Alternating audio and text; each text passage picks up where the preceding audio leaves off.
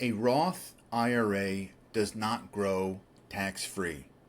I see this out there in the financial literature, and every time my blood pressure goes up 10 points. A Roth IRA does not grow tax-free. It grows after tax. I want to explain this in the simplest way possible. So I'm going to use my fingers. Here we go. Now, here's the technical explanation of a Roth versus a traditional.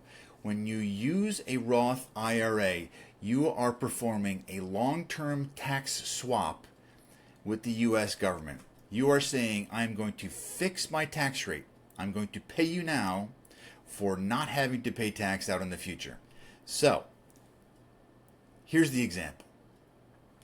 Traditional IRA. So you put $5,000 in a traditional IRA and your tax rate is 20%. Effective tax rate is 20% that year that you put it in.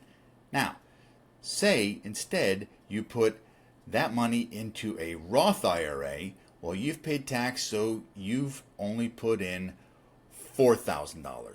That guy is tax. It is an outflow. It's out of your life forever. It's gone. $5,000, $4,000. Invest these guys the same way over 10, 20, 30, 40 years. Doesn't matter.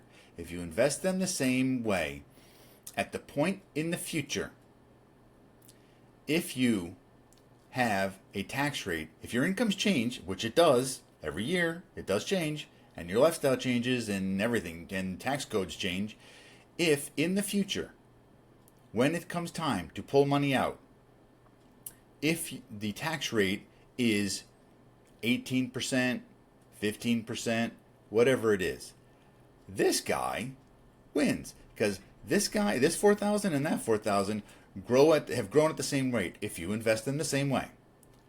This guy already paid 20%, and this guy is now paying 18% on that compounded money. So it's the effective tax rate of this non-compounded money and the effective tax rate of this compounded money. That's what matters. That's what matters. It's a long-term tax swap. So the key to it is, in terms of planning, which one should you put your money in? And I always say, put a little in both, because you don't know what your tax rate is going to be in the future. You don't know. The key is which one. The key is to give yourself optionality. I have an option in the future if I have a little in both. If my tax rate goes down, something happens, tax rates change, lifestyle changes, everything. If tax rates go down for you personally, your effective tax rate, this is a better do.